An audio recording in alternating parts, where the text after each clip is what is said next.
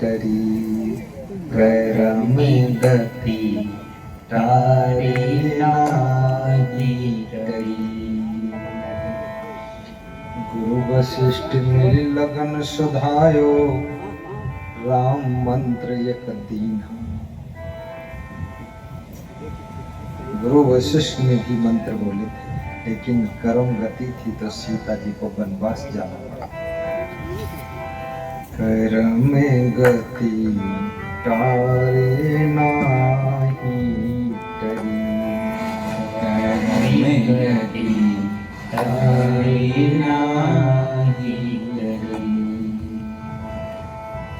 मुनि वशिष्ठ जो सीता रघुनाथ विवाही पलियक संच न कीन्हा।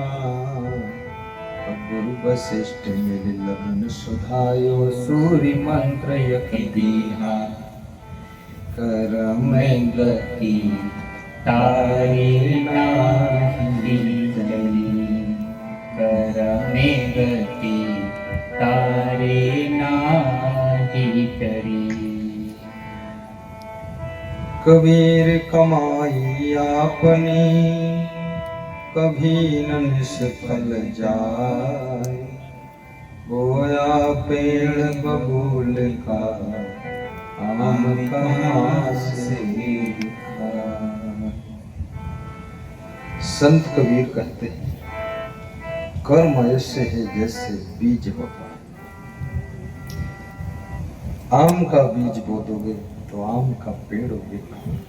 वृक्ष ऐसे है जैसे भाग्य। कर्म तो बीज है लेकिन वृक्ष भाग्य। बबूल बोया है, आम की आशा कर रहे हैं, फिर तो बबूल के कांटे ही मिलेंगे। रामायण में लिखा है, कर्म प्रधान विष रचि राखा। कर्म प्रधान विष रचि राखा। जो जस करहि सत से फल चाहा। ये राम रामायण इसमें भगवान दखल नहीं देता। भगवान कह रहे हैं कि जो जैसा करेगा वैसा फल चखेगा।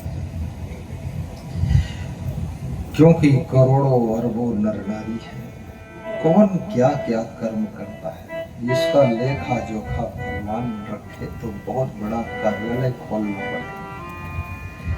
इसलिए आपके कर्म का लेखा जोखा आपकी आत्मा ही कर लेती है, और वो आत्मा समय पर कर्म का फल आपको देती है। कभी कर्म का फल शरीर से भोगना पड़ता है, कभी तो मन से भोगना पड़ता है। शरीर तो ठीक है, तंदुरुस्त है, लेकिन मन में टेंशन, दुख। कभी कर्म का फल परिवार की ओर से भोगना पड़ता है, परिवार गलत निकल गया, कोई कर्म चक्र है। कभी पड़ोसियों की ओर से कर्म का फल आता है, पड़ोसी दुष्ट है, उसके पास में शांति थी, कुछ न कुछ वो डिस्टर्ब करता है।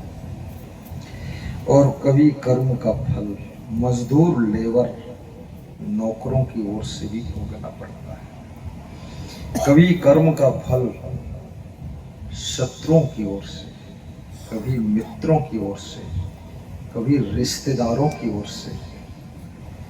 कर्म बहुत व्यापक है, विस्तार है कर्म का, ये छोटा मोटा खेल नहीं है। कभी कभी शासन, सरकार की ओर से भी कर्म का फल भोगना पड़ता है। कभी डॉक्टर, कभी इंजीनियर, कभी नेता के कारण कर्म का फल भोगना पड़ता है।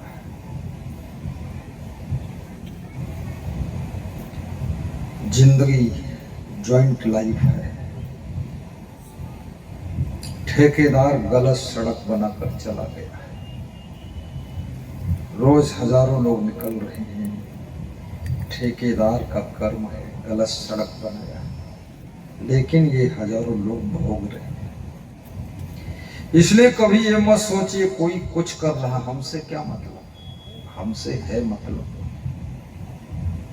सबसे मतलब है। कोई यदि गंदगी फैलाता है तो हवाएं गंदी हो जाएगी, शुद्ध ऑक्सीजन नहीं मिलेगी। कोई यदि गंगा जी को गंदा करता है तो गंदी गंगा में नहाना पड़ेगा। और बेटे का आलस्य भी बाप को भोगना पड़ जाता है।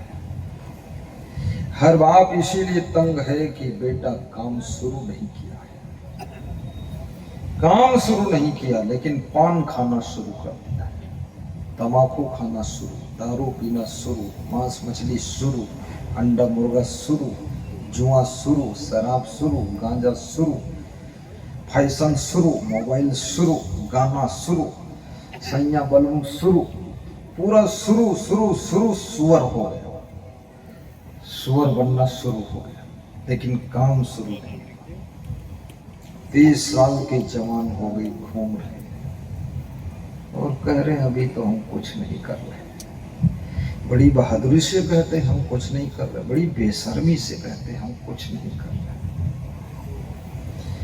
रोज 200 रुपये का भोजन कर रहे हैं, रोज कीमती से कीमती पैंट शर्ट पहन रहे हैं,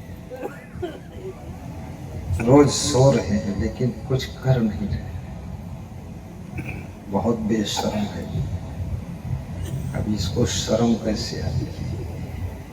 मेरे पास में एक भक्त आया, बहुत मेहनत करता था, तो हमने कहा इतनी मेहनत करते ऊब नहीं जाओगे। बोला 200 रुपये का रोज भोजन लेता हूँ, कपड़ा भी लेता हूँ, सोता हूँ, मच्छरदानी लेता हूँ, गद्दा बिछाता हूँ, सब सुविधा लेता हूँ गुरुदेव, तो कोई ये न कह सके, सोच न सके कुछ करता नहीं। मैं अपने खर्च भर का तो करूंगा। छोटी छोटी चींटियां भी काम करती, चींटियों की छोटे छोटे बच्चे जिस दिन से रेंगना सीख जाते हैं वो भी काम करते हैं, लेकिन ये मनुष्य 3 साल की उम्र में ही रेंगना सीख जाता है और ये 30 साल तक रेंगता ही रहता है, कीड़ा मकोड़ा की तरह कुछ करता ही नहीं। और दशा वो होती है कि घर में एक कमाने वाले दें 8 को खाना, घर में एक कमाने वाले दें 8 को खाना। छोटे बड़े मजे में मध्यम श्रेणी का दुख पाना, पुत्र न माने सिख पिता की नारी मारे ताना, माँ को खेद करें घर बाहर तिरिया देख भुलाना, और नक काली डफाल कनफटा को हलवा उड़वाना, और गुरुओं को गाली बड़ों की फजीहत ऐसा चला जमाना। गुरु को गाली बड़ों की फजीहत ऐसा चला जमाना, पुत्र न माने सीख पिता की नारी मारे ताना। कितनी नारियां सुबह से शाम तक ताना मारती, ताना ना ना ना ना ना ताना। बड़े बड़े पढ़े लिखे पति भी जब उनकी पत्नी आती है तब उनको पता चलता कि हम मूर्ख हैं। पत्नी उनको समझा देती है, उनको एहसास हो जाता मैं मूर्ख हूं, आई एम मूर्ख। और बहुत बुद्धिमान लड़कियां भी जब ससुराल जाती हैं तब उनको पता चलता है कि बहुत मूर्ख हूं, कुछ ज्ञान नहीं। ये संसार में दौड़ने से पहले सबको लगता है कि हम बहुत ज्यादा दौड़ सकते हैं, लेकिन जब दौड़ में शामिल होते हैं तब आपको पता चलता है कि हम दौड़ में भी फेल हो गए। दुनिया में प्रवेश कीजिए, काम शुरू कीजिए, जिम्मेदारियां लीजिए, तब आपको अपनी बुद्धि का पता चलेगा कितनी बुद्धि है। बातें करना फोकट में कोई मतलब नहीं है। खाली बातों से पेट भरता नहीं है। काम शुरू कीजिए, धन कमाइए, प्लानिंग बनाइए, सही सेटिंग करिए और धन बचाइए भी।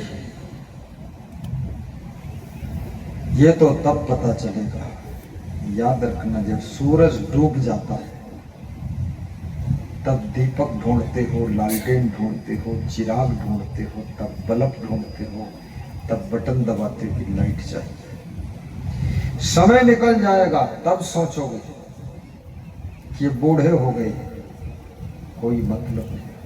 यदि तुम्हारे पास धन नहीं, जमीन नहीं, मकान नहीं, तुम्हारे साथ रिश्ता कोई जोड़ने वाला भी नहीं है। एक स्त्री का पति मर गया तो उसने कहा, गुरुजी दूसरी शादी हो जाए, ऐसा कुछ आशीर्वाद था। तो मैंने कहा अपने देवर के साथ ही कर लो। बोले देवर पूरा लेवर है, बेकार है। तो हमने कहा फिर दूसरा ढूंढो। तो हमने कहा दूसरी जाति में कर लो, ब्राह्मण लड़का है उससे कर। बोले कर तो लूंगी लेकिन जमीन होना चाहिए। हमने कहा जमीन नहीं है, केवल लड़का है। बोले तो मैं ऐसे रह लूंगी लेकिन खोखला से शादी नहीं करूंगी। खोखला, जिसके पास कुछ नहीं वो खोखला। खोखला, फूटी ढोल, ढोल के भीतर पोल। इसलिए जीवन याद रखना बहुत सरल है। जीवन आनंद से भरा हुआ है। जीवन में दुख इसलिए आते हैं कि तुम गलती पर गलती करते जा रहे हो, भूल पर भूल करते जा रहे हो, तुम चूक पर चूक करते जा रहे हो। इसलिए जीवन में दुख पर दुख, दुख पर दुख, दुख पर दुख आता चला जा रहा है। इसलिए आज भी अगर सावधान हो जाओ तो जिंदगी के जो दुख के कांटे हैं वो सुख के फूलों में न बदल जाए। तो मेरे से शिकायत करना, जोर से ताली मारो।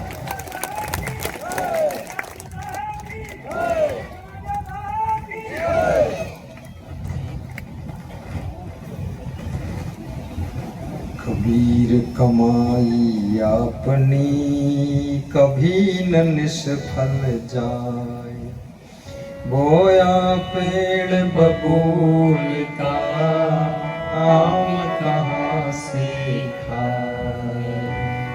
आम कैसे मिलेंगे? आम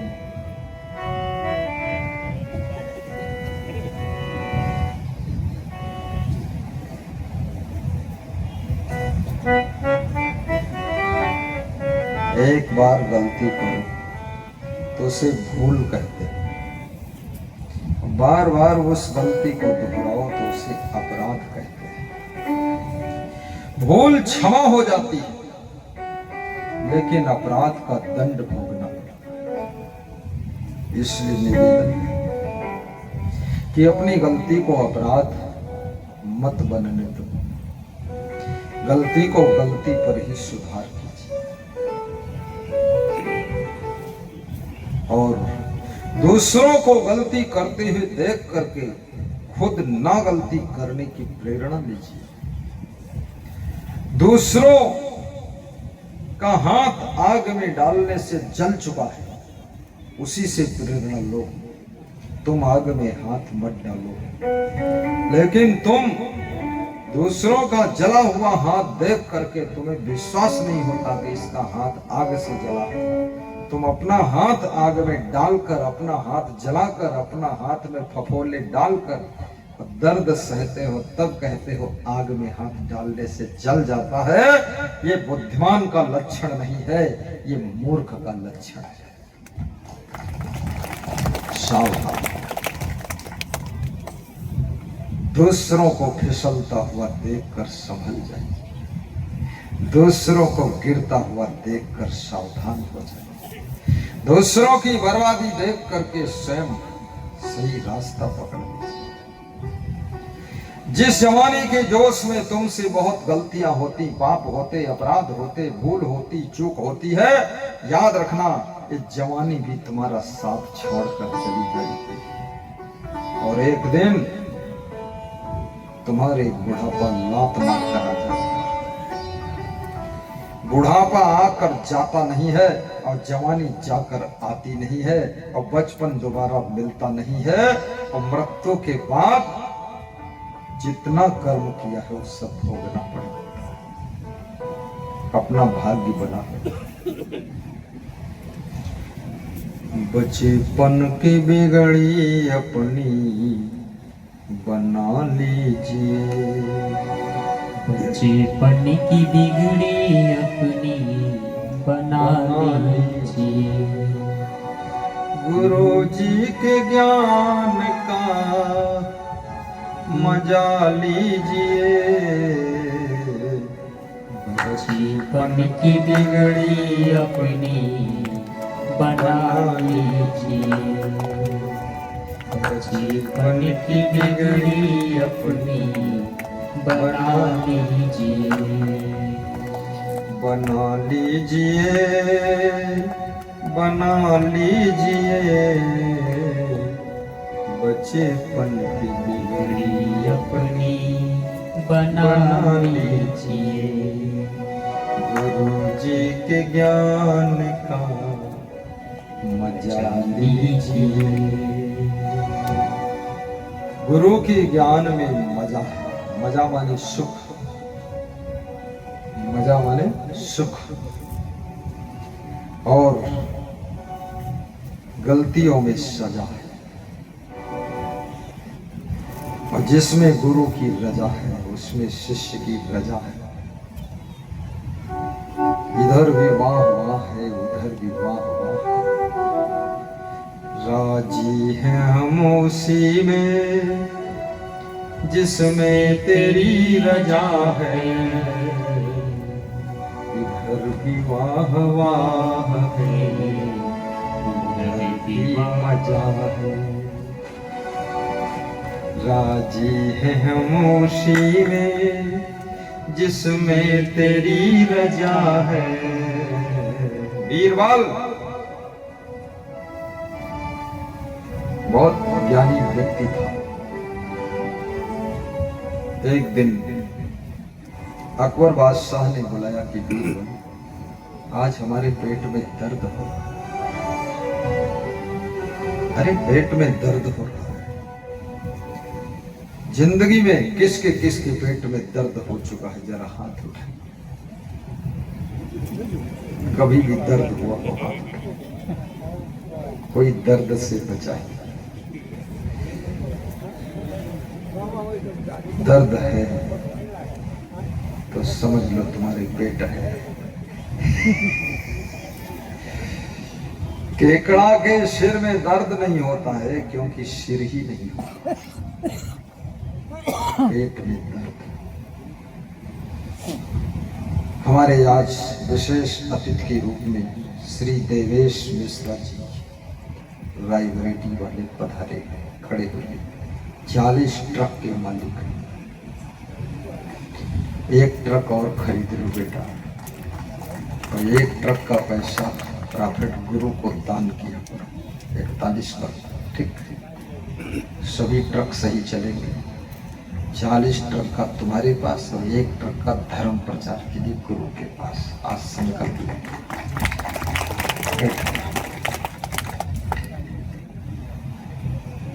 बिहार में एक भक्त कह रहा था 3 मेडिकल स्टोर है और 3 लड़के हैं, तीनों चला रहे हैं। अब एक चौथा मैं खोलूंगा, वो आपके लिए रहेगा।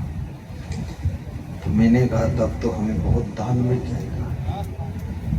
बोले डेली मिले 5000, क्या फर्क है, आपके ही आशीर्वाद से सब हुआ है। धन्य हो देवेश मिश्रा। सबको तिलक लगाया जा रहा है। तिलक की थाल में दक्षिणा अवश्य डालें, इससे घर का दरिद्र दूर होगा।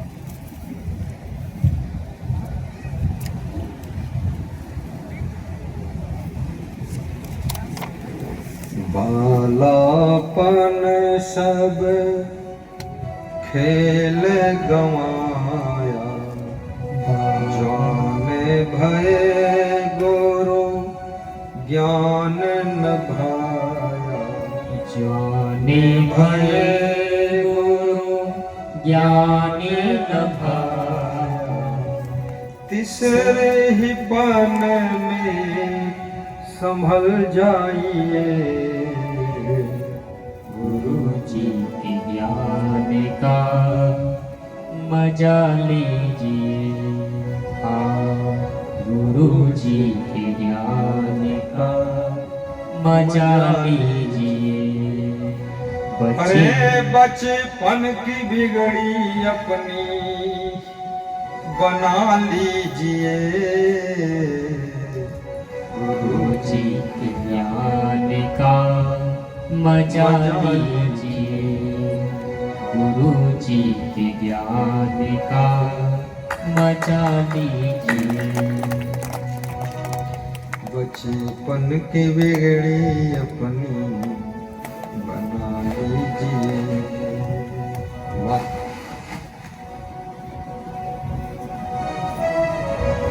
काम क्रोध लोभ लुटेरे काया नगर में डाले हैं डेरे। काया नगर में डाले हैं डेरे। ज्ञानी खड़के से, ज्ञानी खड़के से भगा दीजिए।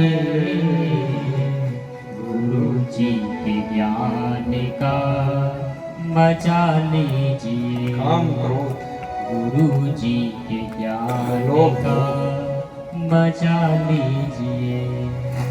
बचपन की बिगड़ी अपनी बना लीजिए।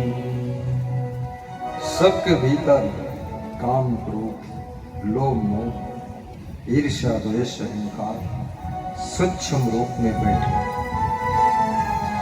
जब उनको मानसून मिलता है, मौसम मिलता है, जलवायु अनुकूल मिलती है, तब ये प्रकट होते। बीज के रूप में सुरक्षित अंदर छुपे हुए हैं काम क्रोध लोभ मोह।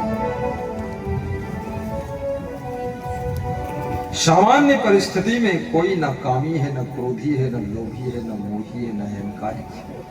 लेकिन जब कुछ विशेष परिस्थिति आती है, सिचुएशन लोकेशन, जब काम क्रोध को प्रकट करने योग्य तैयार होता है, तब ये सब अंकुर फूटते हैं। बहुत बड़ी बात है अंकुर।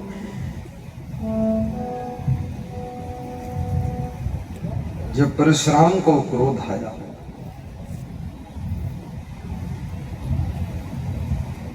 राम भगवान परशुराम के क्रोध में भी मुस्करा रहे।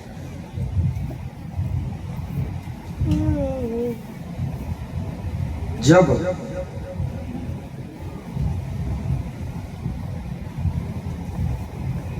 ध्रुव की छोटी मां को क्रोध आया,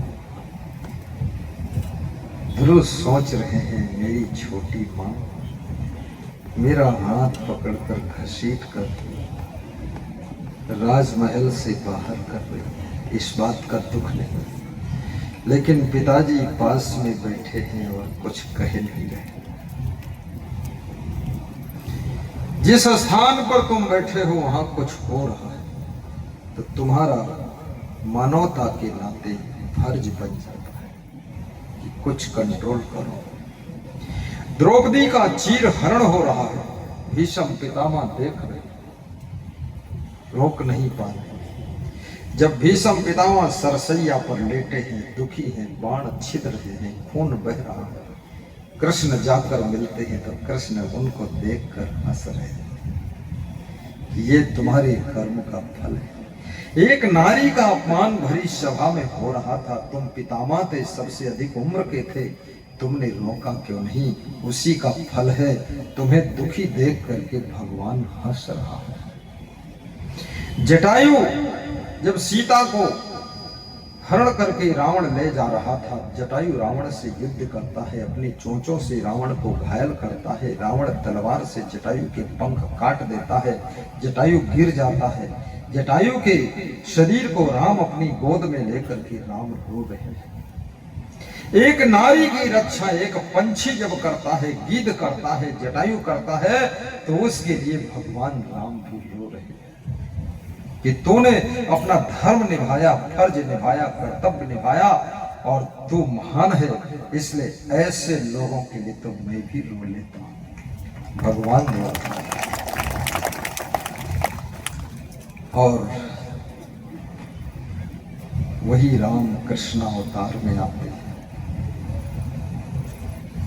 भीष्म पितामह के कभी कभी कृष्ण पैर भी छूते थे, हालांकि भीष्म पितामह कृष्ण को पैर छूने नहीं देते थे। याद रखना, आपसे कम उम्र का कोई व्यक्ति हो और रिश्ते में भी छोटा हो, लेकिन गुणों में अगर बड़ा है, ज्ञान में बड़ा है, आचरण में बड़ा है, कलाओं में बड़ा है, उससे पैर मत छुआना, पाप लग जाएगा।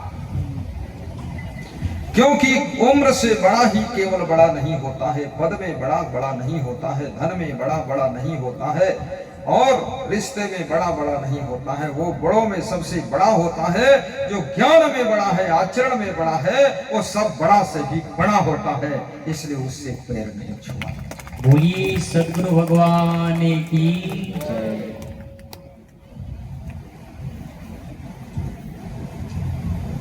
ज्ञानेन सर्वं वृद्धा, ज्ञान सबसे बड़ा है, इसलिए ज्ञानी को बहुत बड़ा स्थान मिला है। धन में बड़ा व्यक्ति भी ज्ञान से छोटा हो जाता है।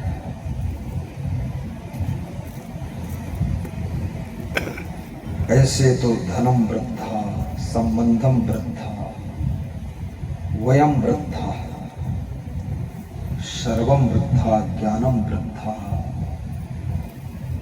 पूज्यम भवेत्। जो धन में बड़ा है उसे भी बड़ा माना जाता है, जो पद में बड़ा है उसको भी बड़ा माना जाता है, और जो रिश्ते में बड़ा है उसका भी सम्मान करना चाहिए, और जो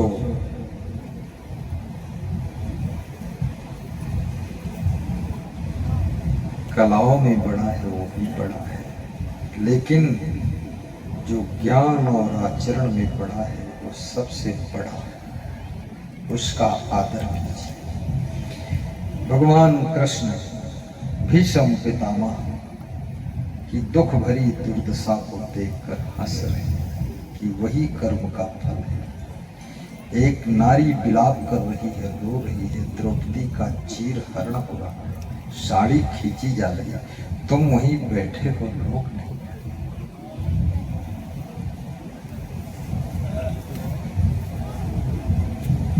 जहां पाप हो रहा हो रोकने का प्रयास कीजिए। जीवन में संघर्ष तो है। भगवान कृष्ण क्यों पूजे गए? क्योंकि कृष्ण को मोह नहीं था, इसलिए उनका एक नाम मोहन भी है। जिसको मोह नहीं है वो मोहन है। मोह ना हो तो तुम मोहन होगे। कृष्ण बचपन में ही गोकुल नंदगांव बरसाना का त्याग कर देते हैं और पुनः लौटकर कभी नहीं आते हैं। यदि मोह होता तो बार बार लौट कर आते। भगवान राम की मन में भी मोह नहीं था। एक बार जनकपुर गए, विवाह कर लिया, दोबारा ससुराल लौट कर नहीं गए। आजकल के दामाद, कलजुगी दामाद, एक टांग ससुराल में दूसरी टांग घर में रहती है। 2 पैंट ससुराल में, 3 पैंट घर में रहती है।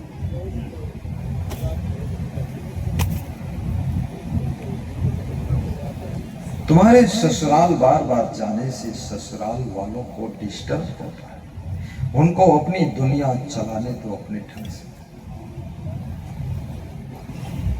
अपनी बेटी की दुनिया में मां को इंटरफेयर नहीं करना चाहिए। जो स्त्रियां बार बार अपनी बेटी की ससुराल में फोन कर करके बेटी को इंजेक्शन देती रहती है, उनके इंजेक्शन से इतना बड़ा रिएक्शन होता है कि ससुराल तबाह हो जाता है। और मां सोचती है मेरी बेटी होशियार नहीं है, रोज समझाती है, फोन रोज सुबह शाम, हेलो हाँ किरण ठीक हो? किरण कहती है हाँ मम्मी ठीक है, थोड़ा सिर में दर्द है। किरण बहुत नालायक है, खाम खा कांखती रहती है। कभी हंस के नहीं कहा सब ठीक है।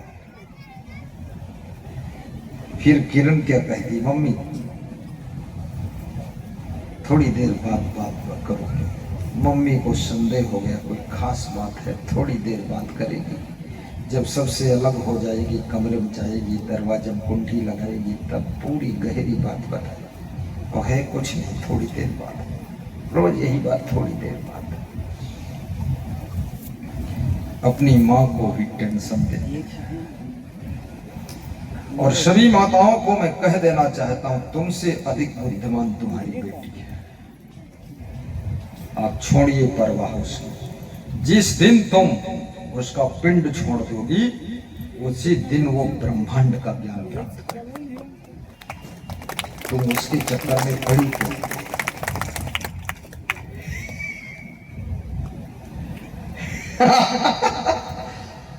स्वयं थोड़ा ठोकरे खाने दो।